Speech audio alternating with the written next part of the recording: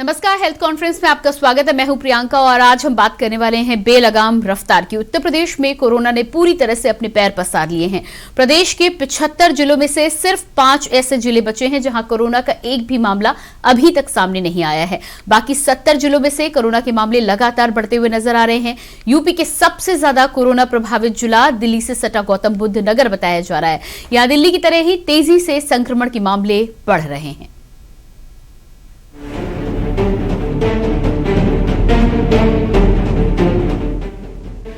देश के तमाम राज्यों की तरह उत्तर प्रदेश में भी कोरोना संक्रमण का बढ़ता आंकड़ा डरा रहा है। यहाँ हर दिन मामलों में इजाफा हो रहा है। पिछले 24 घंटे में प्रदेश में कोरोना के 3000 से ज्यादा मामले दर्ज किए गए हैं, जिसके बाद अब सक्रिय मामलों की संख्या 8000 के पार जा पहुंची है।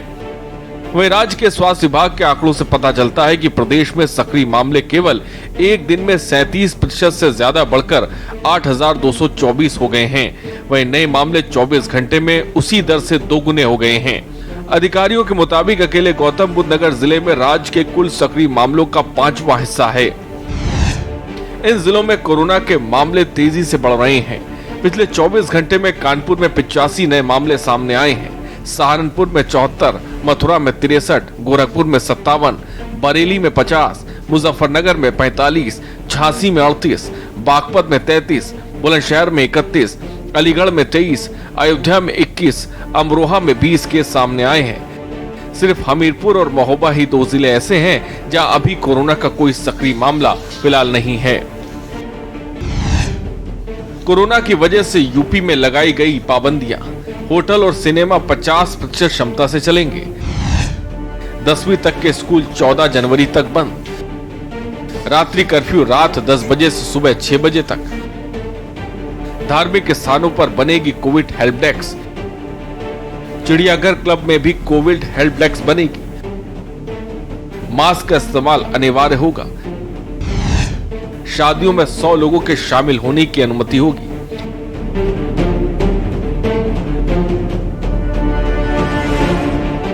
देश के तमाम राज्यों की तरह उत्तर प्रदेश में भी कोरोना संक्रमण का बढ़ता आंकड़ा डरा रहा है।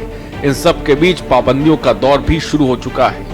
यूपी में कोरोना बेकाबू हो गया है और पिछले 24 घंटे में 3000 से ज्यादा आए नए मामलों ने एक बार फिर डर के साए में जिंदगी को लाकर खड़ा कर दिया है और सोचने पर मजबूर कर दिया है कि जिंदगी अब डर के साए में ही क्या गुजारनी पड़ेगी।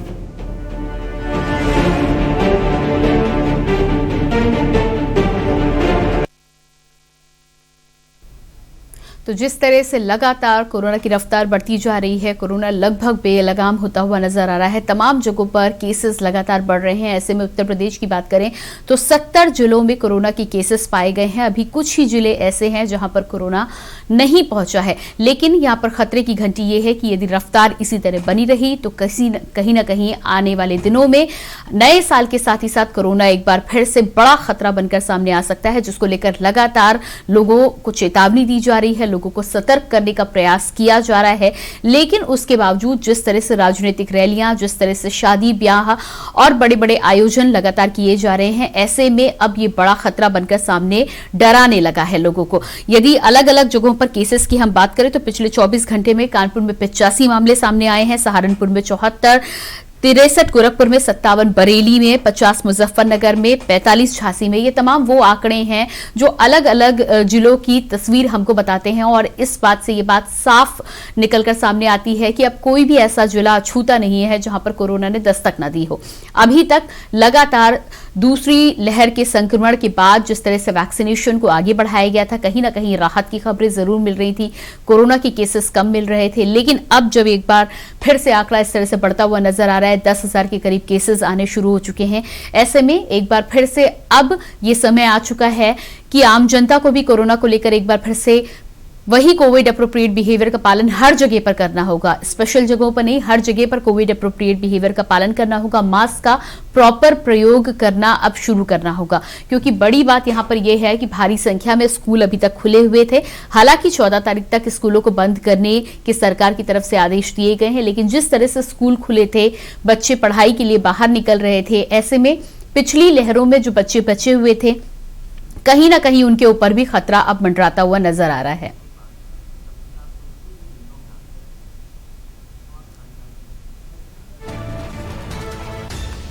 तो लगातार जिस तरह से बच्चे भी बाहर निकल रहे थे, फिलहाल बच्चों के लिए जरूर वैक्सीनेशन ड्राइव की शुरुआत की गई है। 15 से 18 वर्ष के जो बच्चे हैं उन्हें वैक्सीनेशन लगाने की शुरुआत 3 जनवरी से हो चुकी है, लेकिन उसके बावजूद भी अभी भारी संख्या में बच्चे ऐसे हैं जो बच्चे स्कूल से बाहर तो निकल रहे हैं लेकिन सुरक्षित नहीं है क्योंकि वैक्सीनेशन अभी तक नहीं हुआ है।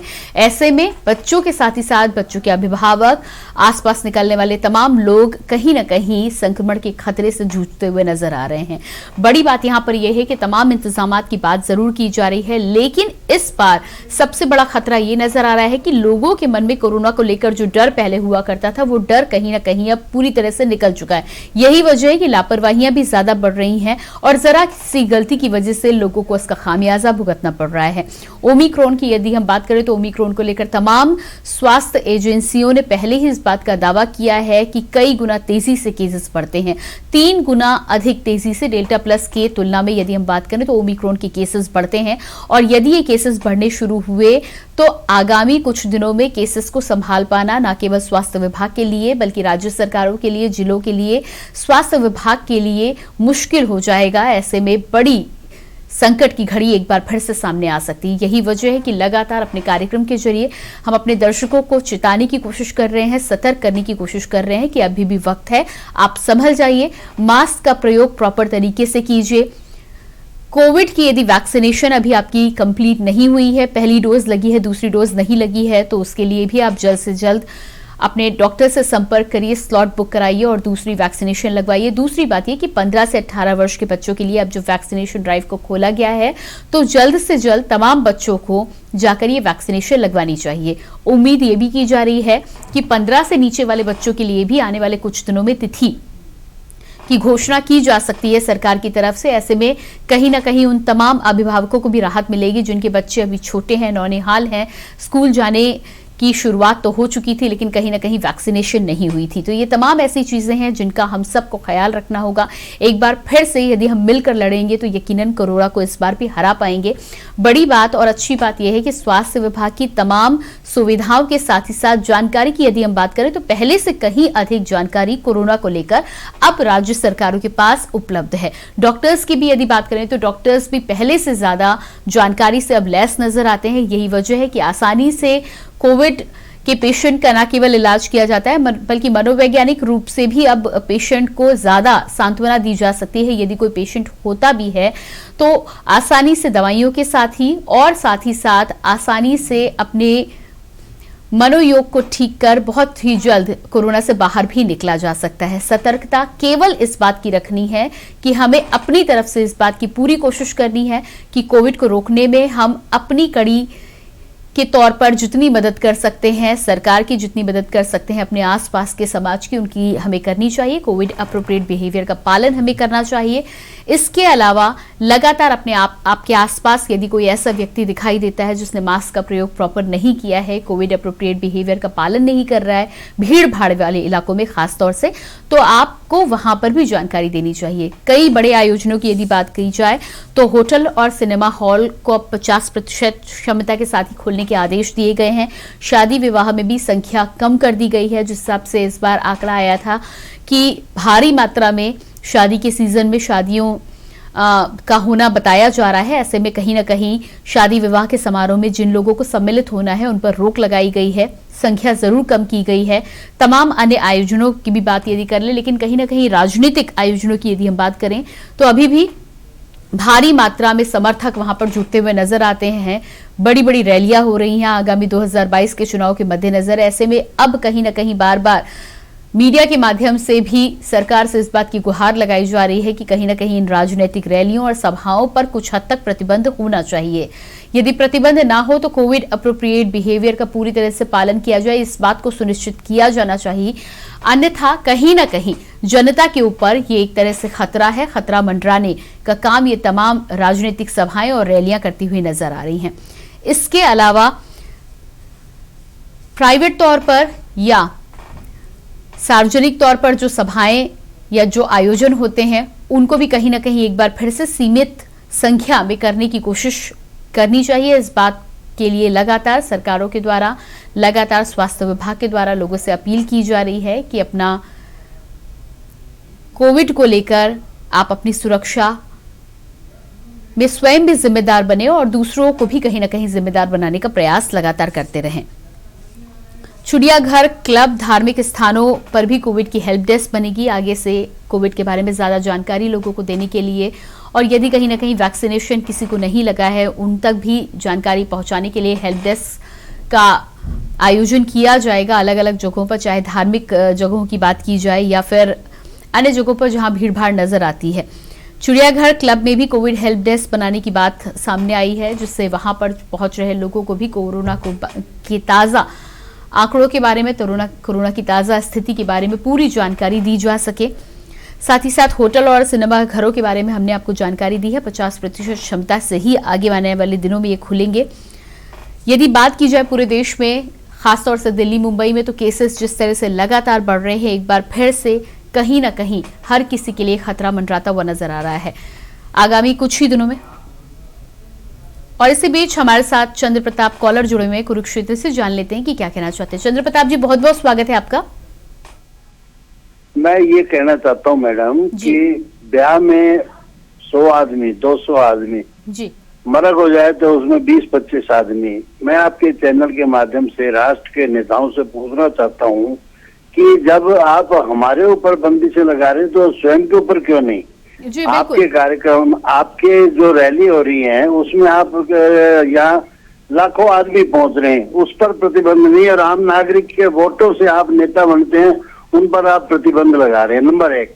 नंबर 2, मैं ये कहना चाहता हूँ कि जब आप राजनीति करते हैं और रैलियों में बोलते हैं तो एक दूसरे के खिलाफ इतनी आप अभद्र भाषा का प्रयोग करते हैं जो कि नहीं करना चाहिए।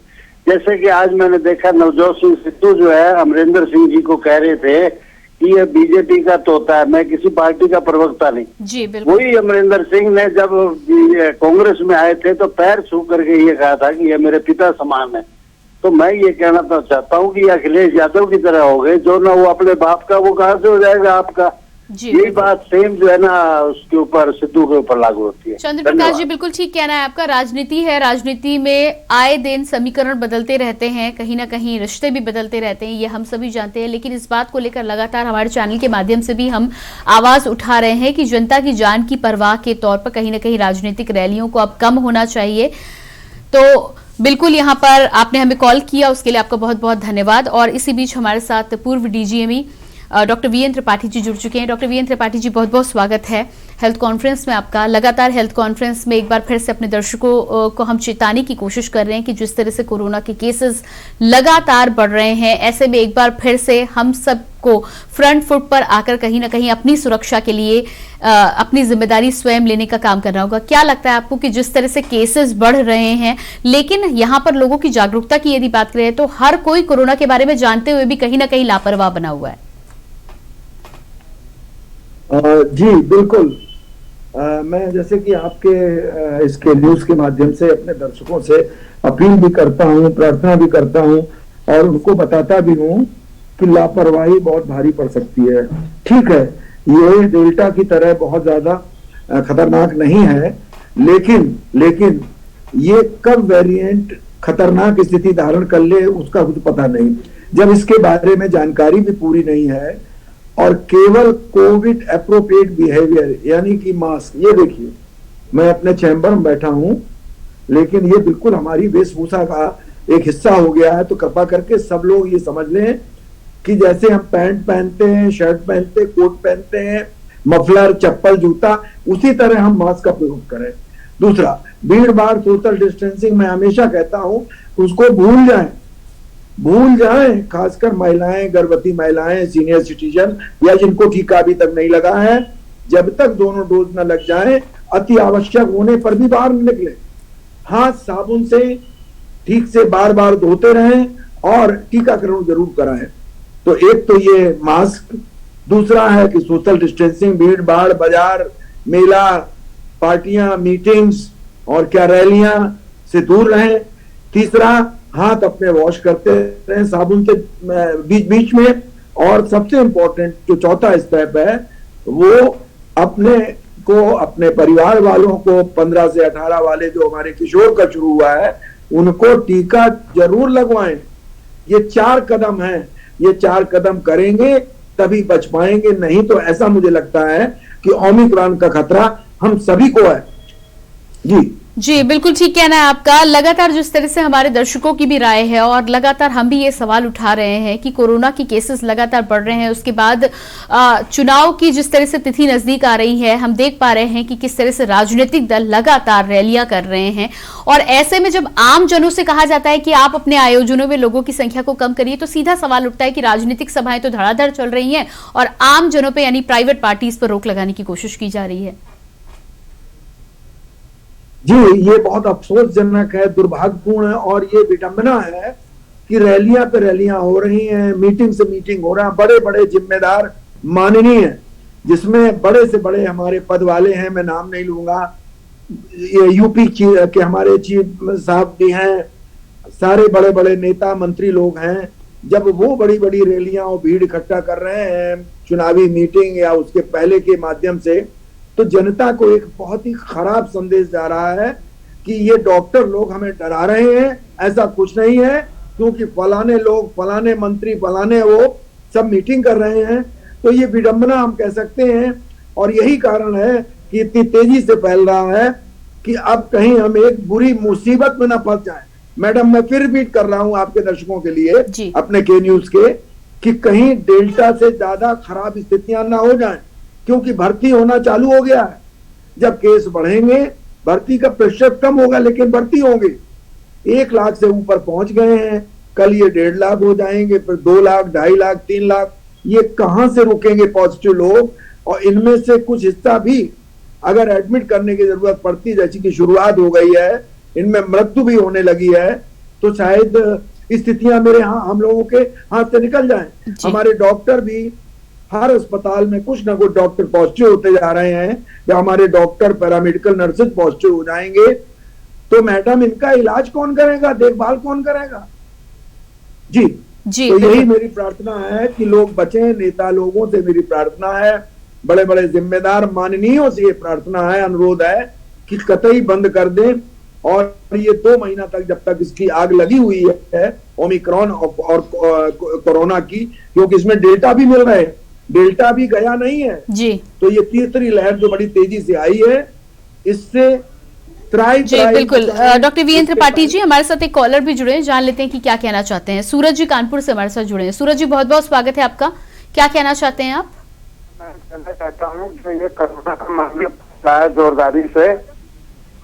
हेलो जी, अपनी बात पूरी करें सूरज जी। कोरोना का जो मामला फैल रहा है जोरदारी से, इसमें तो पुलिस प्रशासन को और जिला अधिकारी महोदय को चाहिए कि सख्ती बरतें। अगर सख्ती नहीं बरतेंगे तो इससे भी बड़े बुरे इल्जाम होंगे, जिसमें कि जनता को भी जागरूक होना बहुत जरूरी है। जी बिल्कुल सूरज जी, बिल्कुल आपका कहना ठीक है। इस तरह की जिम्मेदारी यदि आप सभी और हम सभी मिलकर निभाएंगे तो यकीनन कहीं ना कहीं हम अपने स्तर पर जरूर ये कोशिश कर पाएंगे। फिलहाल हेल्थ कॉन्फ्रेंस में लगातार हम कोरोना को लेकर चर्चा कर रहे हैं। रुकते एक छोटे से ब्रेक के लिए, फौरन हाजिर होते हैं। देखते रहिए के न्यूज।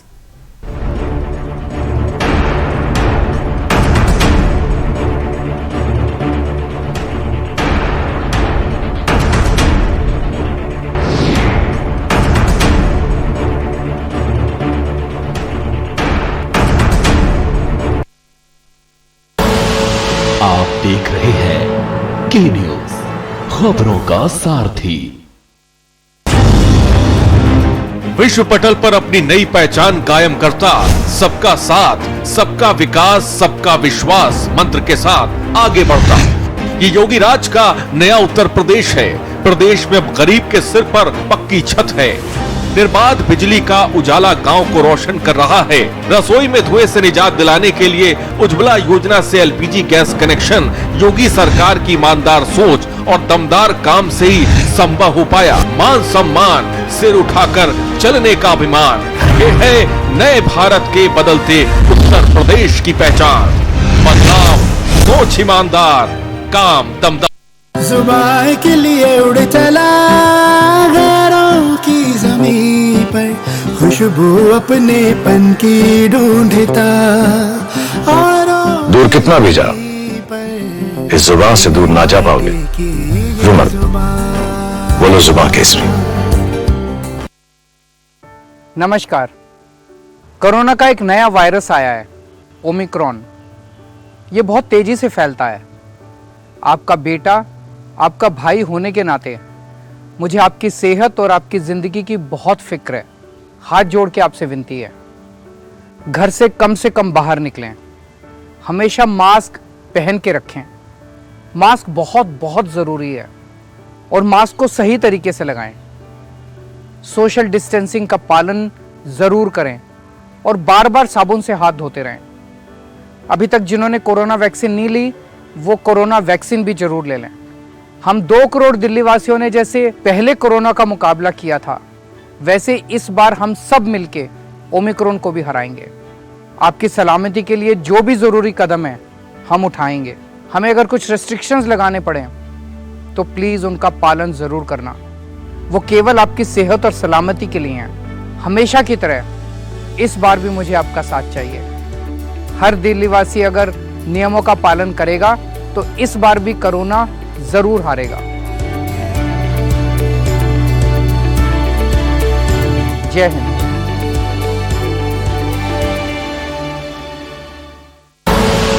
आप देख रहे हैं के न्यूज़, खबरों का सारथी।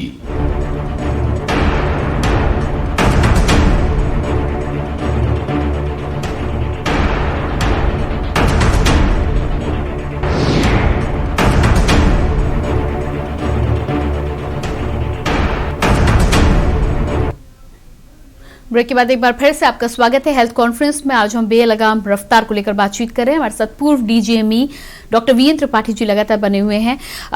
जी डॉक्टर साहब, जिस तरह से लगातार हम यहाँ पर चिताने की कोशिश तो कर ही रहे हैं, लेकिन केसेस जिस तरह से बढ़ते हुए नजर आ रहे हैं, ओमिक्रॉन को लेकर जो पहले भी रिसर्चर्स के द्वारा रिसर्च की गई थी तो इस बात की जानकारी मिली थी कि 3 गुना तक केसेस बहुत जल्दी बढ़ सकते हैं। अब जब लाख केसेस तक आने की यहाँ पर दस्तक हो चुकी है, क्या लगता है आपको कि ये जो आंकड़ा है ये कितने दिनों में और ज्यादा बढ़ जाएगा? क्योंकि तमाम जगहों पर अब कोशिश भी की जा रही है कि कहीं ना कहीं नाइट कर्फ्यू तो लग ही चुका है सब जगह पर, अब कहीं ना कहीं और पाबंदियां लगाने की भी कोशिश कर रही है, तो कितना और समय लगेगा और क्या लगता है आपको कि क्या केसेस बहुत जल्दी से बढ़ेंगे? जी, ऐसा लग रहा है कि ये कोरोना का जो संक्रामक रूप है, खासकर ओमिक्रॉन का भी और साथ में अभी डेल्टा का भी मिक्स पिक्चर मिल रही है। जैसे 3/4 वो मिल रहे हैं और ये हमारे जो 1/4 हमको ये मिल रहे हैं ओमिक्रॉन के जी। और जैसा कि बताया, ओमिक्रॉन का जो प्रसार है, इसका जो फैलाव है या संक्रमण है, ये बहुत 3 से 4 गुना डेल्टा से ज्यादा होता है। तो एक कम समय में ये अधिक से अधिक लोगों को इन्फेक्ट करेगा। जैसे कि मुंबई में धारावी, जो आपको याद होगा पिछले बार भी वो बहुत बड़ा हॉट पॉइंट था। दिल्ली का हाल देखिए, हमारे लखनऊ का देखिए, 1000 से ऊपर हो गए हैं। तो वो समय दूर नहीं कि ये दिन दूना चौगना, एक पुरानी कहावत है कि सुरसा के मुंह की तरह ये बढ़ता जा रहा है। तो हमें खुद सावधान रहना पड़ेगा। सरकार की अपनी जो व्यवस्था है वो सीमित है और जो हमारे आईसीयूज और ऑक्सीजन वाले बेड हैं वो भी सीमित हैं। जनता को इसमें सचेत होना पड़ेगा। जैसा कि हमने बताया, आप भी हमेशा यदा कदा बताते रहते हैं, जो भी हमारे दर्शक हैं के न्यूज के, कृपा करके खुद ही घर में अंदर अपने को समेट लें, मास्क का प्रयोग करें, टीका जरूर लगवाएं और अपने हाथों को साफ सफाई रखें। यही हमें बचा सकता है। अगर हमें बुखार के साथ खराश होती है, बदन में दर्द होता है, तो तुरंत हम कोरोना की जांच कराएं, जो फ्री में होती है पूरे शहरों में और कानपुर में, आसपास गांव के सीएससी पीएससी में।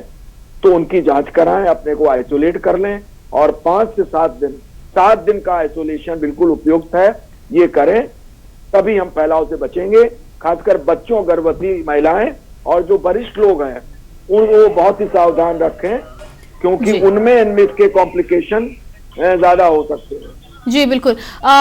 डॉक्टर साहब, जिस तरह से हम देख रहे हैं, लगातार चिताने की कोशिश तो की जा रही है, लेकिन तमाम सतर्कता के बावजूद भी इस बार लोग उस तरह से पालन करते हुए नजर नहीं आ रहे। तो क्या लगता है आपको कि अब प्रशासन को और ज्यादा सख्ती दिखाने की भी जरूरत है यदि लोग पालन नहीं करते हैं तो? जी बिल्कुल। अगर हमारी जनता और हमारे लोग पालन नहीं करेंगे तो मजबूरन शासन प्रशासन को सख्ती करनी पड़ेगी। उसमें जो विभिन्न धाराएं हैं हमारे कोविड-19 की, जो आपदा या पेंडेमिक की धाराएं हैं, प्लस उनका चालान से लेके कई चीजें हमें करनी पड़ेंगी। और इसके बाद हो सकता है कि हमें वीकेंड लॉकडाउन भी करना पड़े कुछ समय के लिए। हालांकि ये सरकार के जो हमारी ग्रुप 9 की टीम है वो ये तय करेगी, लेकिन मुझे ऐसा लगता है कि परिस्थितियां आ सकती हैं, और खासकर डिग्री कॉलेज और जो प्रोफेशनल कॉलेजेस हैं वहां पर भी मेरा एक सुझाव है कि तुरंत जो ऑफ क्लासेस चल रही हैं उनको ऑनलाइन करके और मिलने जुलने वाले जो बच्चे हैं इन सबको रोक देना चाहिए, जिससे कि जो सुपर स्प्रेडर्स हैं, हमारे टीनेजर्स या यंग पॉपुलेशन है, उससे इसको संक्रमण को फैलाव में हमें उसमें रोको और इसका और अधिक फैलाव होने में हमें मदद मिले। जी बिल्कुल। तो जिस तरह से आपने जानकारी दी है कि फिलहाल आज की स्थिति में एक बार फिर से उन्हीं पुराने नियमों की ओर हमें वापस लौटना होगा और तभी हम कोरोना पर काबू पा पाएंगे। जिस तरह से आपने इस तमाम जानकारी दी डॉक्टर वीरेंद्र त्रिपाठी जी, उसके लिए आपका बहुत बहुत धन्यवाद। तो लगातार बेकाबू रफ्तार को लेकर जो टेंशन लगातार लोगों के मन में बनी है, उसको लेकर हमारे एक्सपर्ट्स का साफ तौर पर कहना है कि आप सभी को अपनी जिम्मेदारी खुद लेनी होगी। एक बार फिर से कोरोना को लेकर न केवल सतर्क होना होगा बल्कि अपने आसपास भी लोगों को सतर्क करने का प्रयास करना होगा। कोविड अप्रोप्रिएट बिहेवियर का पालन करिए, वैक्सीनेशन के दोनों डोज लगवाइए और साथ ही साथ स्कूलों को भी इस बात को लेकर आगाह किया गया है कि जल्द से जल्द क्लासेस एक बार फिर से ऑनलाइन करके कहीं ना कहीं सुपर स्प्रेडर्स को ये स्प्रेड करने से रोकने में मदद की जाए। तो फिलहाल हेल्थ कॉन्फ्रेंस में इतना ही। तब तक के लिए आप अपना ख्याल रखिए, कोविड अप्रोप्रिएट बिहेवियर का पालन करते रहिए और बाकी खबरों के लिए देखते रहिए न्यूज इंडिया। नमस्कार।